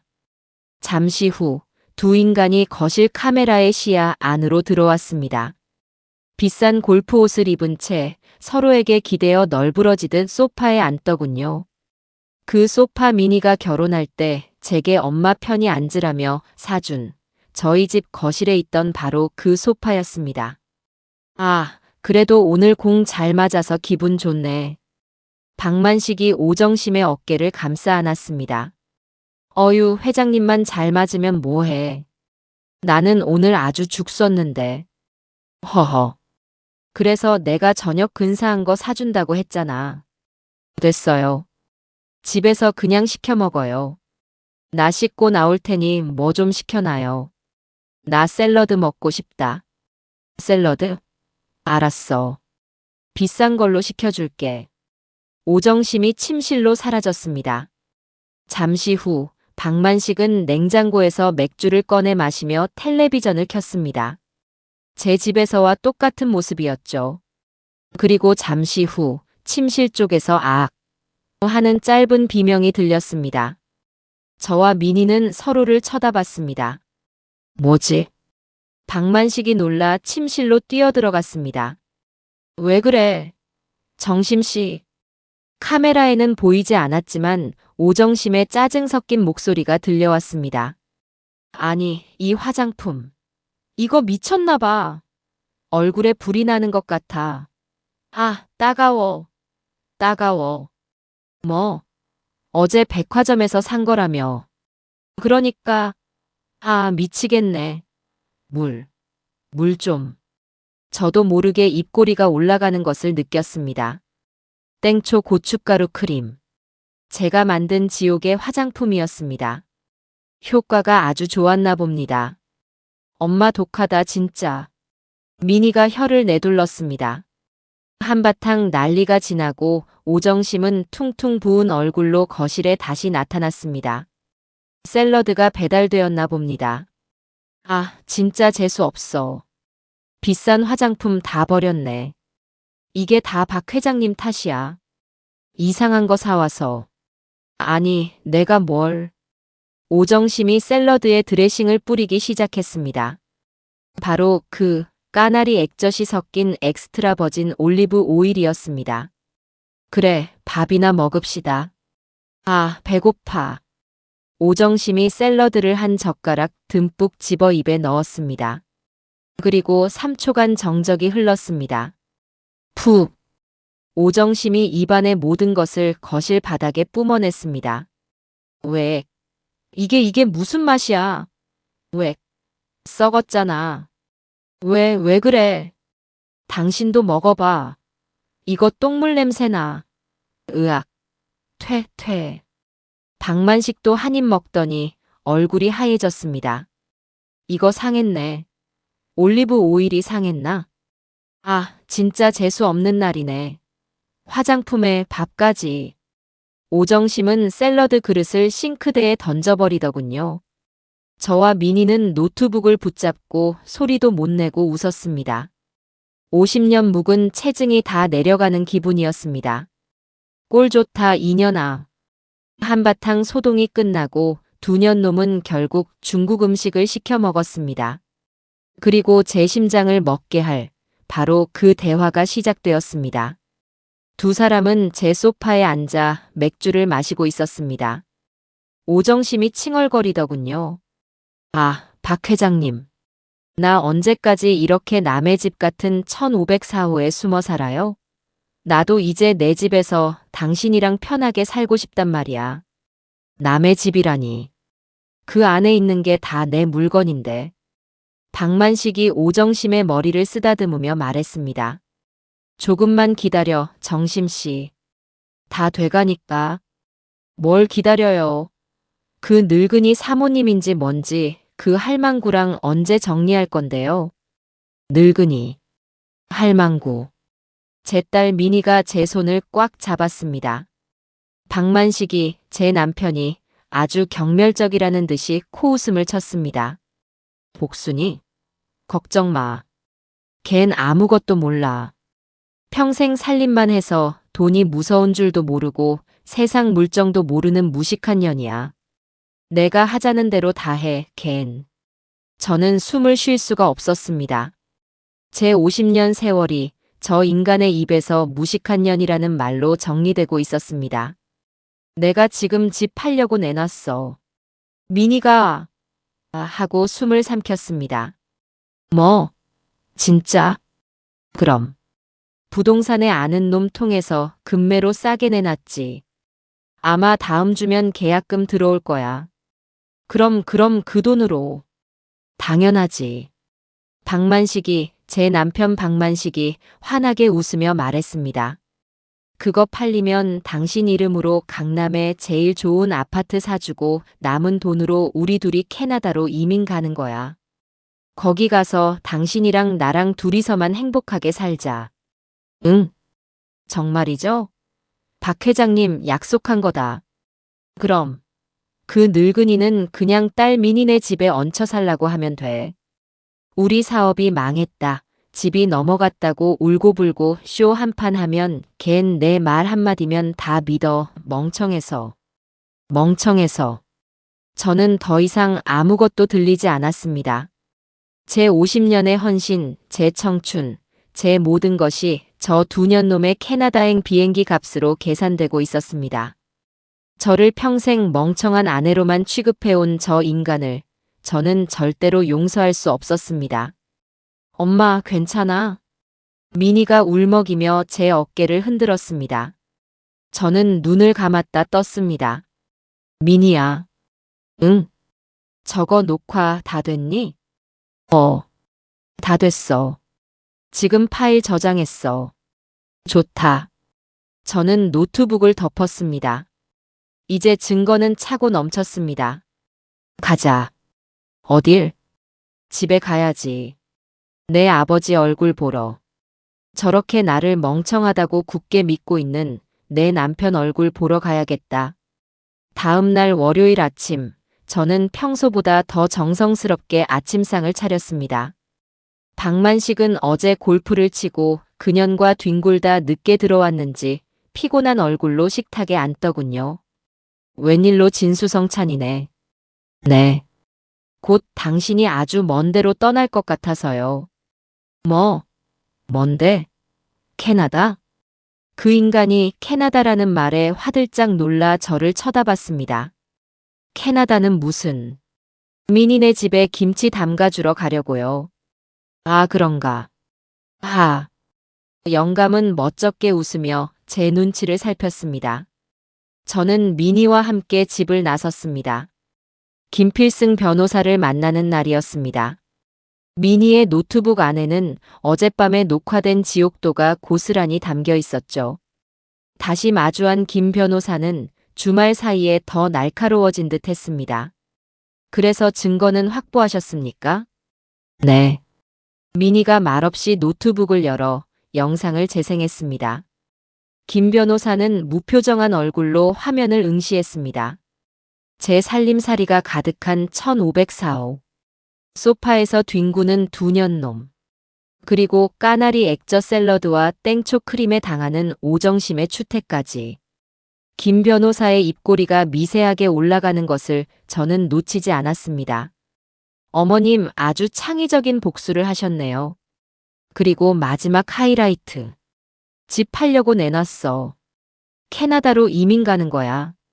걘 멍청해서 내 말 한마디면 다 믿어. 박만식의 목소리가 사무실에 울려 퍼지자 김 변호사는 정지 버튼을 눌렀습니다. 그는 안경을 벗어 닦더니 저를 바라보며 아주 천천히 그리고 정중하게 말했습니다. 어머님, 이기셨습니다. 그 한마디에 저는 참았던 숨을 몰아쉬었습니다. 두 분이 정말 대단한 걸 해내셨네요. 이 정도 증거라면 박만식 씨는 속옷 한 장 못 건지고 쫓겨나게 될 겁니다. 이건 단순한 불륜이 아닙니다. 어머님을 기망하여 재산을 편취하고 그 재산으로 상간녀와 도피할 계획을 세운 악질적인 사기입니다. 박만식 씨는 민사, 형사 모두 빠져나갈 구멍이 없습니다. 김 변호사는 그 자리에서 바로 행동 계획을 브리핑했습니다. 첫째, 지금 당장 박만식 씨의 모든 은행 계좌, 오정심의 모든 은행 계좌, 그리고 1504호 오피스텔에 대해 가압류 및 가처분 신청을 넣겠습니다. 단 한 푼도 못 빼돌리게 막는 겁니다. 네. 그렇게 해주세요. 둘째, 박만식 씨를 상대로 이혼 소송 및 재산 분할 청구 소송을 제기합니다.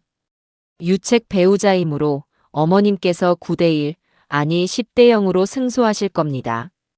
셋째, 오정심을 상대로는 상간녀 위자료 청구 소송을 제기합니다. 이 정도 증거라면 법정 최고액을 받아낼 수 있습니다. 넷째, 이게 가장 중요합니다. 박만식과 오정심을 공동 불법 행위자로 묶어 두 사람이 편취한 2억 원이 넘는 금액 전부에 대한 부당이득 반환 청구 소송을 동시에 진행합니다.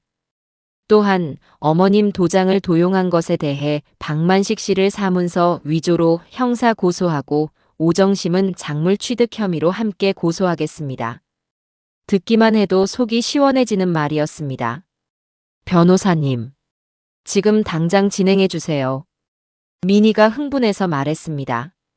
하지만 저는 조용히 손을 들었습니다. 어머님, 왜 만족하지 못하십니까? 김 변호사가 의아한 듯 물었습니다. 변호사님. 네, 어머님. 저 인간 그냥 법으로만 서류 몇 장으로 끝내고 싶지 않아요. 무슨 말씀이신지. 제 50년입니다. 제 청춘이고 제 인생이었어요. 저것들은 제 딸 앞에서 저를 무식한 년이라고 불렀습니다. 제 어머니 유품 위에서 뒹굴었어요. 저 이번 주 일요일이 무슨 날인지 아십니까? 일요일이요? 저와 그 인간의 결혼 50주년입니다. 금혼식이죠. 그 말에 미니와 김 변호사는 숨을 삼켰습니다. 변호사님이 말씀하신 그 모든 소송 가압류부터 형사 고소까지 전부 그날 이후에 들어가 주세요. 월요일 아침에요. 엄마, 무슨 생각이야? 그 사이에 저 인간들이 도망가면 어떡해? 도망 못 간다. 저는 단호하게 말했습니다. 지금 집 팔려고 내놨다고 했지. 계약금 받아야 해서, 그리고 그년이랑 캐나다 갈 준비하느라 적어도 이번 주말까지는 꼼짝없이 여기 있을 거다. 어머님, 위험할 수 있습니다. 괜찮습니다. 변호사님, 저는 법의 심판 이전에 장복순의 심판을 먼저 내리고 싶습니다. 저는 제 마지막 만찬을 준비할 겁니다.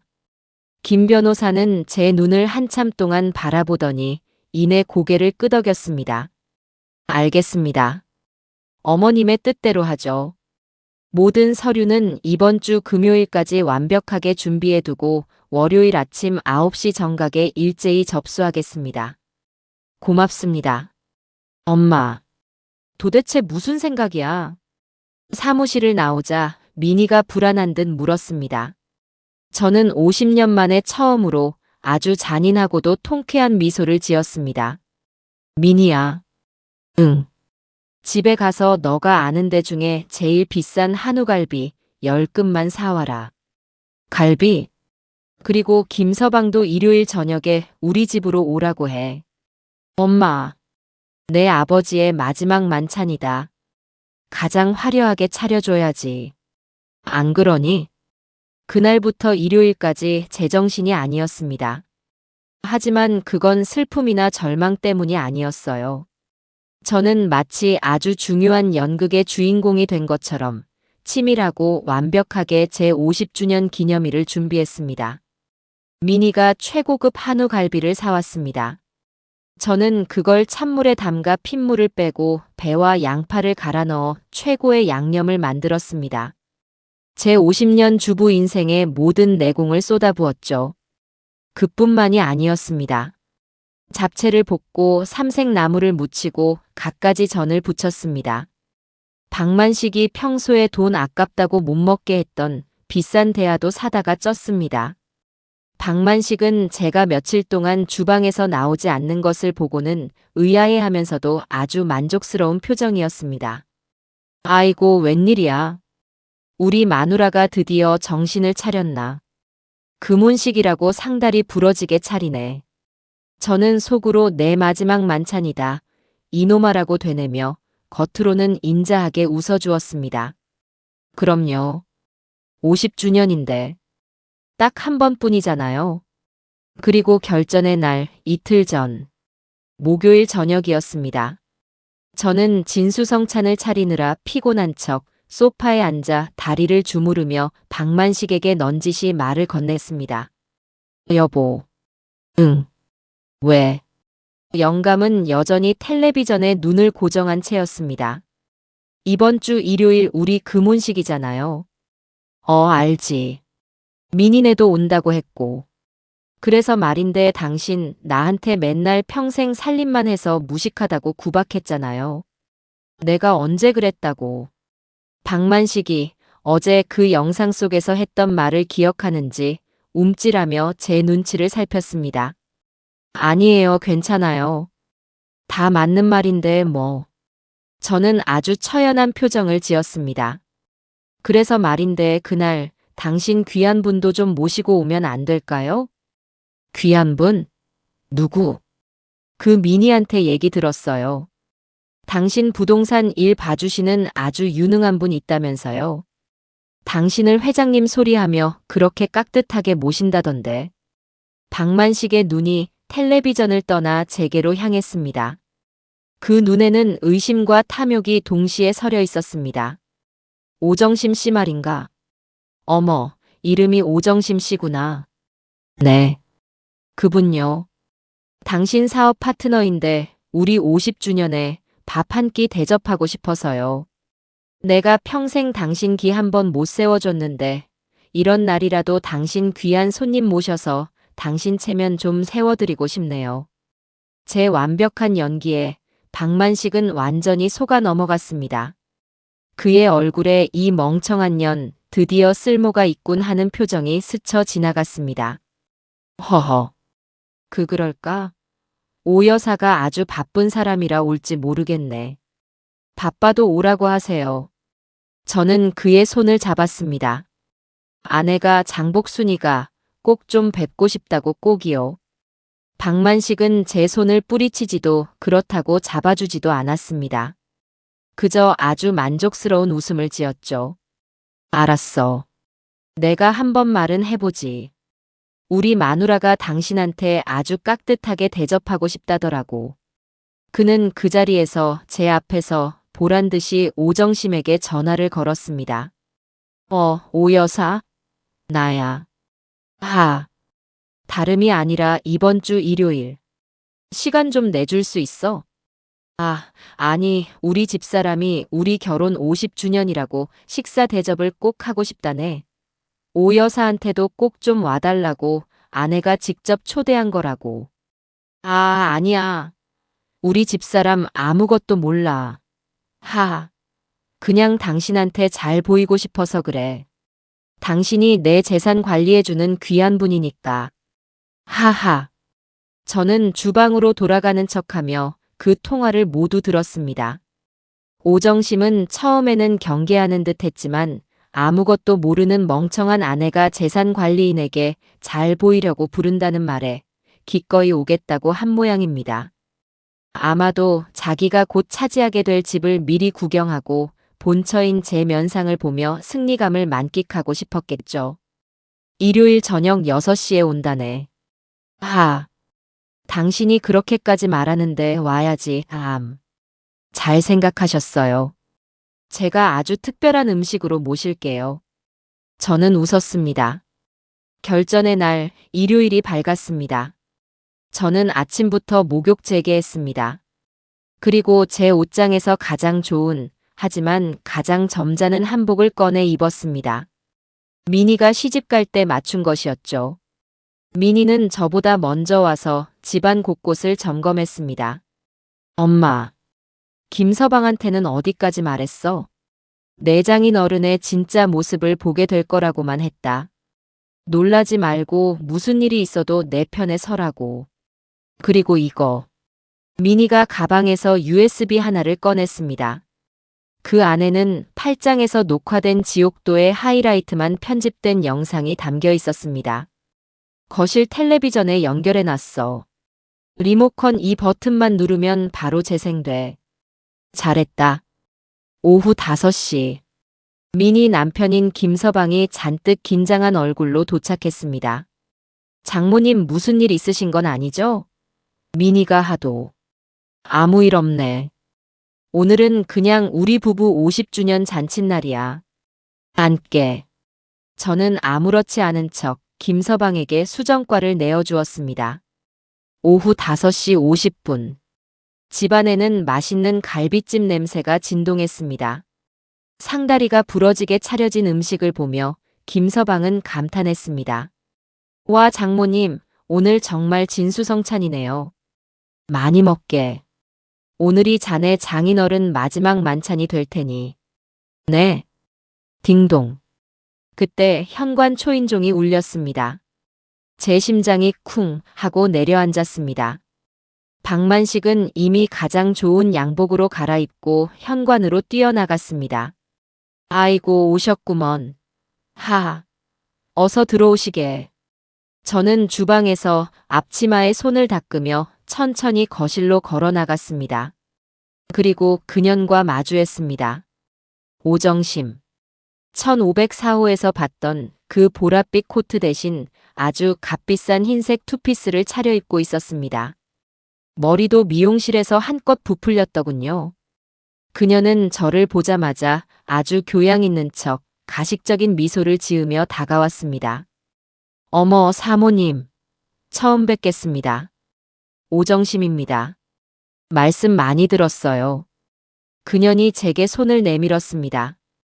저는 그 더러운 손을 잡는 대신 제 앞치마에 손을 닦으며 활짝 웃어주었습니다. 어서 오세요, 오정심 씨. 당신을 위한 특별한 상을 차려놨답니다. 오정심. 그년이 제 집 현관에 발을 들였습니다. 50년간 제 땀과 눈물이 밴 제 청춘이 묻어있는 이 집 거실에 감히 그 더러운 발을 들인 겁니다. 그녀는 아주 값비싼 흰색 투피스를 차려입고 머리는 미용실에서 한껏 부풀렸더군요. 1504호에서 봤던 것보다 훨씬 더 교양 있고 사모님처럼 보이려고 애쓴 모습이었습니다. 그녀는 저를 보자마자 아주 가식적인 미소를 지으며 제게로 다가왔습니다. 어머, 사모님. 처음 뵙겠습니다. 오정심입니다. 박 회장님께 말씀 많이 들었어요. 그년이 제게 악수를 청하려는지 매니큐어를 곱게 칠한 손을 내밀었습니다. 저는 그 더러운 손을 잡는 대신 제 앞치마에 손을 닦으며 활짝 웃어주었습니다. 박 회장이라니. 제 멍청한 영감은 그 소리에 아주 입이 귀에 걸렸더군요. 어서 오세요, 오정심 씨. 말씀은 제가 더 많이 들었죠. 네. 아, 호호. 그러세요? 그럼요. 당신을 위한 특별한 상을 차려놨답니다. 어서 앉으세요. 식탁으로 자리를 옮기는 그 짧은 순간에도 오정심의 눈은 제 집안 구석구석을 훑어보고 있었습니다. 마치 자기가 곧 차지할 물건을 감정평가하는 듯한 그 오만하고 탐욕스러운 눈빛을 저는 놓치지 않았습니다. 저녀는 내가 평생을 바친 이 집을 이미 자기 것이라고 생각하고 있구나. 자리에 앉자 박만식은 아주 신이 나서 떠들어대기 시작했습니다. 허허. 오 여사, 우리 집사람 솜씨가 이 정도야. 이 갈비찜 아주 일품이라고. 미니야, 김서방. 자네들도 많이 들게. 그는 완벽한 가장의 연기를 하고 있었습니다. 50주년을 맞은 자애로운 남편 그리고 유능한 사업 파트너를 아내에게 소개해주는 성공한 남자의 연기였죠. 오정심이 그 연기를 받아주었습니다. 어머, 사모님. 정말 음식이 너무 맛있어요. 이게 다 직접 하신 거예요?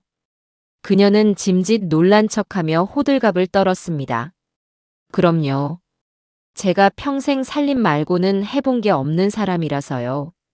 제가 웃으며 대답하자 오정심의 눈이 순간 번뜩였습니다.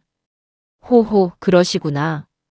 박 회장님이 왜 그렇게 사모님 칭찬을 하시는지 알겠네. 살림 하나는 정말 최고라고 하시더라고요. 그건 칭찬이 아니었습니다. 너는 살림이나 하는 무식한 년이고 나는 내 남편의 사업 파트너인 유능한 여자다라는 아주 교묘하고 더러운 모욕이었습니다. 그때 제 멍청한 영감이 그 말뜻도 모르고 끼어들었습니다. 허허. 그렇지? 우리 집사람이 다른 건 몰라도 살림 하나는 할 줄 알거든. 안 그런가, 여보? 순간 식탁의 공기가 얼어붙었습니다. 미니가 숟가락을 쥔 손을 부들부들 떠는 것이 보였습니다. 사위인 김서방은 이 끔찍한 분위기에 눈만 굴리며 안절부절 못했죠. 저는 아주 인자한 미소를 지었습니다. 그럼요. 제가 살림 말고 뭘 알겠어요. 그리고는 오정심을 똑바로 쳐다보며 말했습니다. 많이 드세요, 오 여사. 듣자 하니 남의 것도 뺏어 먹을 만큼 입맛이 아주 좋으신 것 같아서요. 특히 남의 집 가구 같은 거 말이에요. 쨍그랑. 오정심이 들고 있던 숟가락을 접시에 떨어뜨렸습니다. 식탁에 날카로운 소리가 울려 퍼졌죠. 박만식의 웃음 띤 얼굴이 순식간에 굳어졌습니다. 여보, 그게 무슨 소리야? 오정심은 하얗게 질린 얼굴로 저를 쳐다봤습니다. 사모님 무슨 오해가? 오해? 저는 천천히, 아주 천천히 의자에서 일어났습니다. 오해는 무슨 오해? 제 손에는 아까 김서방에게 내어주었던 수정과 잔이 들려 있었습니다. 자자. 다들 주목해 주세요. 제 목소리가 거실 전체에 울렸습니다. 네 사람의 시선이 전부 제게로 쏠렸죠. 오늘 저와 제 남편 박만식 씨의 결혼 50주년입니다. 금혼식이죠. 박만식이 상황을 파악하지 못하고 억지 웃음을 지으며 박수를 치려 했습니다. 허허. 고맙소, 여보. 이런 귀한 날 아주 귀한 손님도 오셨는데 제가 축배를 제안해야 하지 않겠어요? 저는 수정과 잔을 높이 들었습니다. 첫 번째 잔은 50년간 저 하나만 믿고 저 하나만 바라보고 집안일만 하면서 멍청하게 살아온 바보 같은 아내를 위해. 박만식의 얼굴이 일그러지기 시작했습니다. 여보, 지금 무슨. 그리고 두 번째 잔은. 제 목소리가 칼날처럼 날카로워졌습니다. 그런 아내를 무식한 년이라 부르며 그 아내의 피 같은 쌈짓돈과 이 집을 담보로 한 대출금까지 싹 다 훔쳐서 새 출발을 준비 중이신 제 위대한 남편 박만식 씨를 위해. 뭐야. 이 할망구가 지금 미쳤나? 박만식이 자리에서 벌떡 일어났습니다. 그리고 마지막 세 번째 잔은. 저는 얼어붙은 오정심에게로 고개를 돌렸습니다. 그 새 출발의 파트너 제 남편의 캐나다 이민 동반자 제 어머니 유품인 자개장 위에서 뒹굴고 제 땡초 크림을 바르신 오정심 씨의 불타는 아름다움을 위하여. 아! 오정심의 입에서 괴상한 비명이 터져 나왔습니다. 땡초 크림이라는 말에 모든 것을 깨달은 겁니다. 뭐야? 넌 그걸 어떻게. 박만식이 저에게 달려들려던 그 순간. 앉아요, 영감. 제 목소리는 얼음보다 차가웠습니다.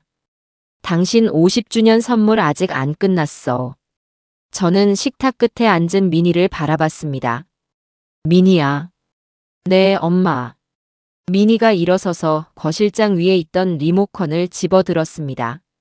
뭐 하는 짓이야? 당장 그거 내려놓지 못해. 박만식이 미니에게 달려들려 했습니다. 하지만 그 순간 조용히 앉아있던 제 사위 김서방이 벌떡 일어나 박만식의 앞을 가로막았습니다. 장인어른, 앉으시죠. 뭐 김서방, 자네까지 왜 이래. 비켜. 앉으시라고 했습니다. 김서방은 제 사위는 제 편이었습니다. 미니가 망설임 없이 리모컨의 재생 버튼을 눌렀습니다. 거실에 대형 텔레비전 화면이 켜졌습니다.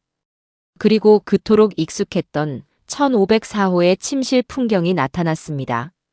제 어머니의 자개장이 선명하게 보였죠. 화면 속에서 박만식과 오정심이 서로 부둥켜 안고 입을 맞추는 장면이 나왔습니다. 아! 김서방이 제 사위가 충격으로 입을 다물지 못했습니다. 꺼! 당장 꺼! 저거 꺼! 박만식이 미친 사람처럼 발악했지만 김서방에게 막혀 꼼짝도 못했습니다.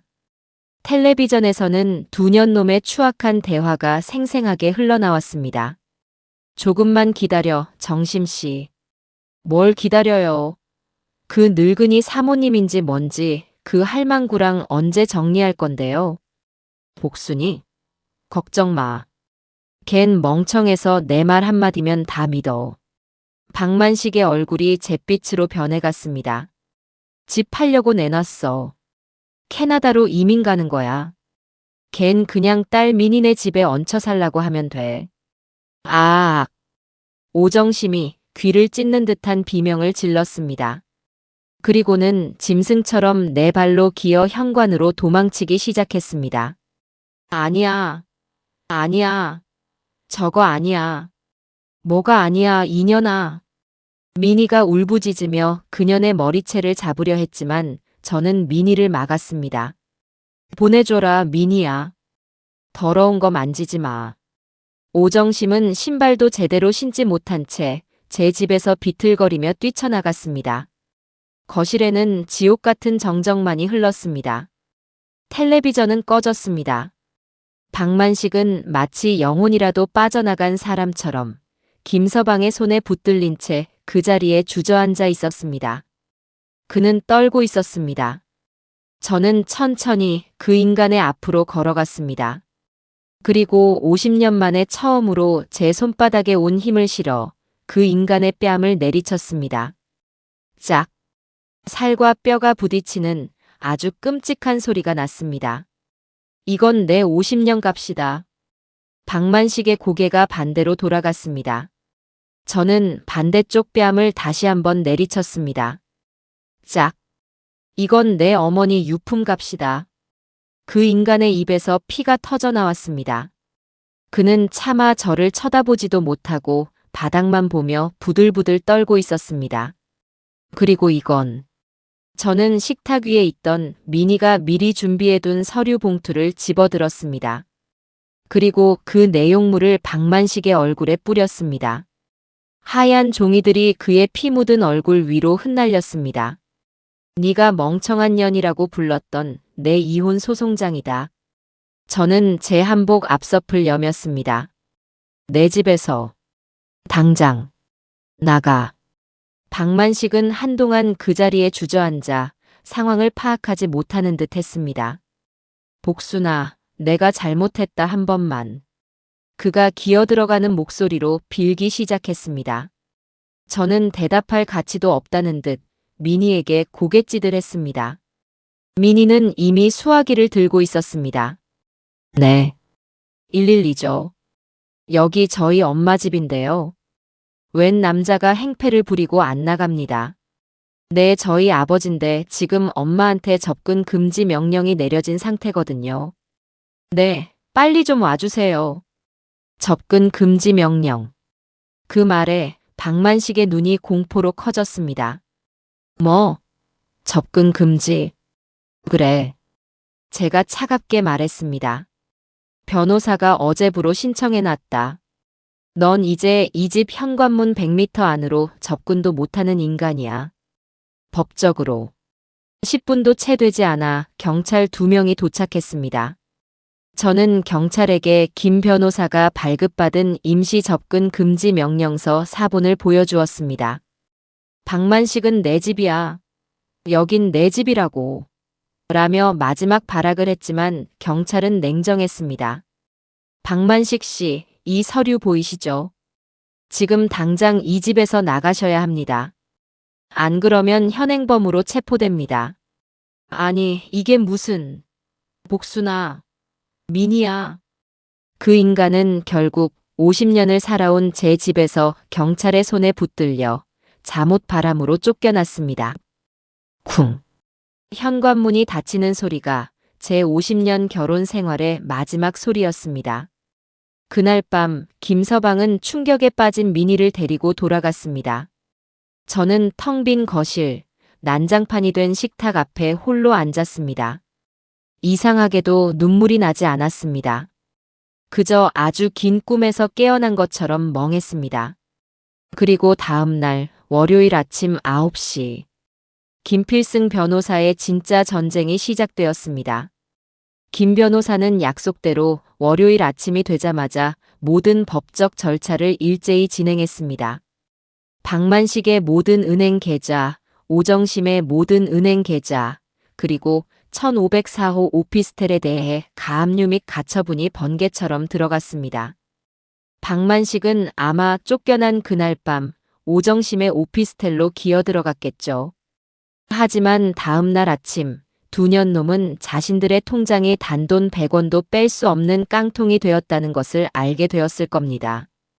동시에 이혼 소송, 재산 분할 청구, 상간녀 위자료 청구, 부당이득 반환 청구, 그리고 사문서 위조 및 절도 혐의의 형사 고소장까지 대한민국 법원이 받아볼 수 있는 거의 모든 종류의 소장이 박만식과 오정심의 이름으로 접수되었습니다.